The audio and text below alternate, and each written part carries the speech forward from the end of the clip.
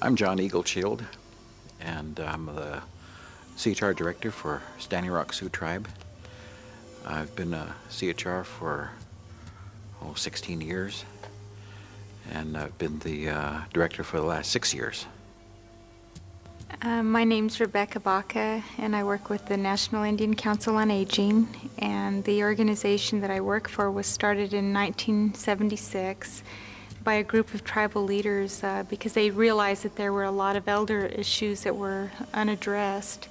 And we are governed by a board of 13 Indian elders plus the director of or the president of the Title VI Association.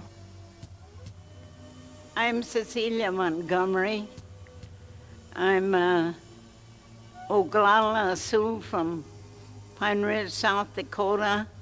My home was Kyle, South Dakota, but I now live in Rapid City for the last 51 years.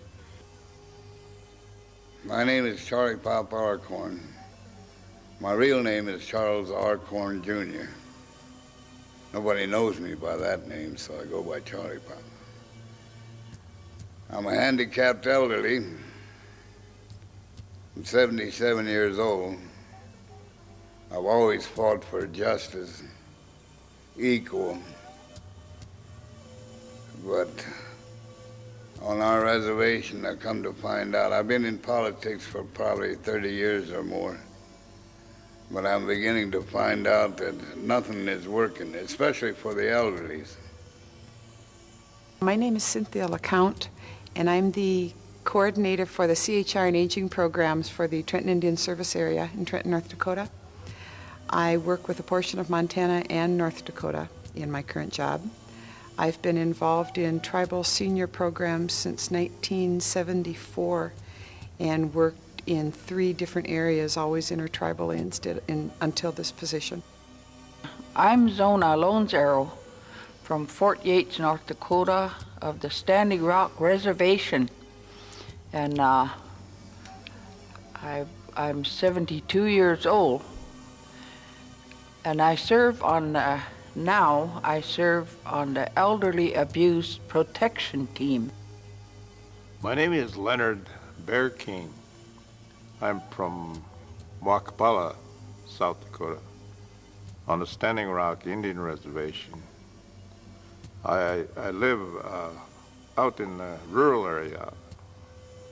I live about 7 miles south of Wakapala. And I've lived there for, about 10 years now.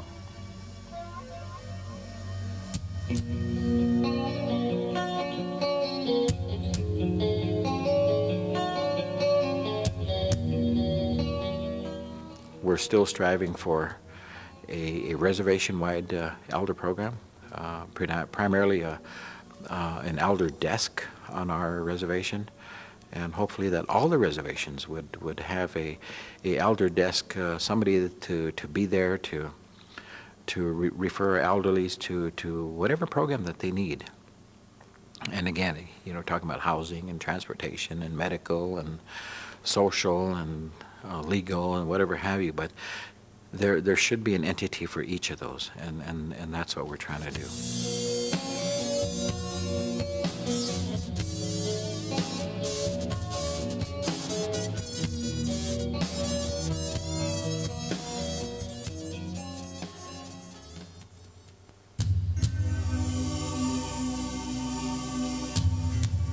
The areas of great need for the elderly, for example, housing. Many elders live in housing that is dilapidated, many times beyond repair because of preventive maintenance was not properly applied through the years. We are considered as urban Indians since we left our home, and so we don't get no help from the tribes. There are some housing units in McLaughlin that no one would live there if they were allowed to, and if they were white people or other people, but we force our elders to live in these one-bedroom units in just terrible conditions. And they put us in a housing place where we can't take care of anybody. We have to live by ourselves. If we could get somebody down there to go through, some official go through our papers and our living, it wouldn't take over a day. If they come and see me, I'd take them around, and it's no long story. It's a short see, and it's done, because it is a very poor deals that we're getting down there. So the most needy were neglected. See? So these kinds of activities are things go on and we never hear about them. And especially the elderly, they ain't got no place to go. They're homeless. That, in fact, makes more hardship on them than me, because I have a place of my own, I'm lucky. But them, they go from house to house. Once a day they probably get the meal at the center. They got no place to sleep. And that's affecting their health. It's going to keep it going till they probably just give up. And I've seen a lot of elderlies already that have give up, they're homeless, and they just passed on for a better home, I hope. What other things that happen, like the violence that it takes place by other groups other than elderly who affect elderly health on a reservation, such as violence and abuse and demand for money from elders, I believe we need to become better organized within our reservation. Some of them got their bones broken, their arms, their legs, and you know, they were really treated mean. I got interested in elderly protection, and I've been there since with our elderly protection team, developing our tribal code, developing all the intricacies of the code to address elder abuse. Tribal Code 21-102 of the Tribal Code. It pertains to elder abuse. So we're standing on that. I'm a man a victim of elderly abuse. That's where the law and order and the court system is supposed to come in, but they haven't. So our administration is really not addressing our tribal elder issues, especially elder abuse. We're still having difficulty with financial exploitation, neglect, other forms of elder abuse. And that's basically how I got to be involved with elderly.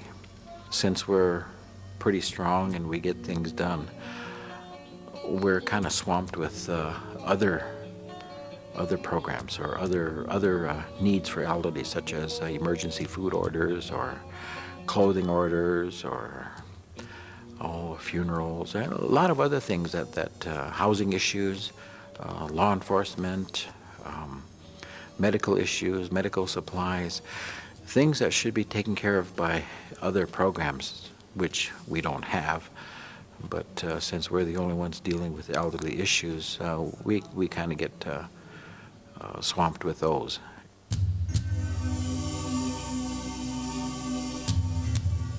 For the many elderly who are in the rural areas and who really need transportation, and sometimes their transportation is not available. If you take a look at just health programs that elders are faced with trying to access health care, just to get there to the doctor is difficult. Just to pay for the services that they need for health care, that's very difficult. Indians are poor, and we don't have health insurance. That's something that very few people have, because the more Indians we have in Rapid City, our funding is always in the red. Diabetes is a great concern on the Standing Rock. I'm a diabetic, and I believe 3 or 4 years ago, the Speaker of the House of Representatives was on the Pine Ridge Reservation, and he said he was going to make sure that an additional $30 million was going to go to diabetic programs on the reservations. But after that statement, we don't know whether or not we are receiving the due benefit from that $30 million. It's sad to say that so many of our Indian people, men and women, and middle-aged people, and even some of our children are diabetics. And it's a sad way to go. It's the health. If you're not in good health and something's bothering you, you're going to get worse. It's not going to cure it. All of these contribute to depression, and when depression sets in, it causes many other kinds of feelings of neglect, of nobody cares, nobody wants to give us anything, and so we are totally sort of left out of the whole picture. And our health is the most important thing, I think, from generation to generation.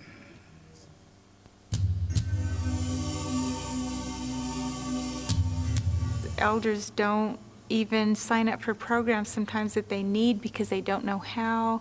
Nobody explains the programs to them. The programs are very complicated, and they feel scared sometimes that these programs might be too difficult to understand, and somebody might think that they're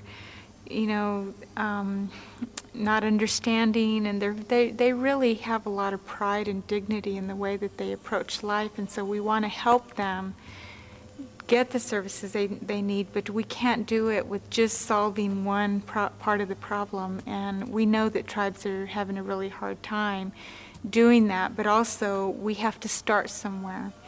And the place that we're trying to start now is not just with their advocacy in Washington, D.C., but also to try to give them basic information that helps them understand how to get funding, to get the things that they need. We need to really, our grassroots people need to get better informed and to organize better. Our biggest concern at this point is organization of our elderlies. First of all, in the local communities, reservation-wide. At this point, we have 8 communities on Standing Rock, and not all of them are organized. We don't have a reservation-wide elderly organization to address this. Elders know what needs to be done. They know they're very wise, and they know what to do. It's just that sometimes the resources aren't there to do it, and it doesn't happen until somebody there decides that it's going to change and that something's going to happen. Communication is the key to how and what you develop and organize, and the performance of an organization is also another key to how things are taken care of. I figured maybe I'd get some kind of advice, help, or directions to better the elderlies on the reservation, Rosebud Reservation. It's not us speaking for them, it's really them in their own words. I know it because I'm living that way. It's really hard. It's hard on us people, us grassroots people. If I don't speak out now, there's more elderly abuse that's going to go on. And our younger generation is the one that we're suffering now, but they're going to really suffer if this is not put to a stop. And I hope we can get some help to stop it. we have to use our congressional people for things like this are important to us. And just because we are Indians and we're poor and we can't speak for ourselves, they don't listen to us, we're going to show them that we also can have the power. They should be working for us and not us begging them for mercy. We had an elderly lady get up and she mentioned that, regardless of reservations and removals and boarding schools and alcoholism and broken homes or whatever have you, a lot of those things came about because they didn't teach their children, who in turn didn't teach their children. So now we have a whole number of elderlies that are feeling a responsibility now. And we'd like to give them the opportunity to make good on those promises that they made, that they want to make sure that they have a voice, especially with their grandchildren, their great-grandchildren. And in order for us to survive as Lakotas, we need a lot of those information. We need a lot of those living skills that the Lakotas had a long time ago. And these are some of the things that we're trying to get our elderly to come to the forefront and deliver on these. And like I said, we'll do the footwork, and all they have to do is talk and meet and decide what they want, and we'll do the rest.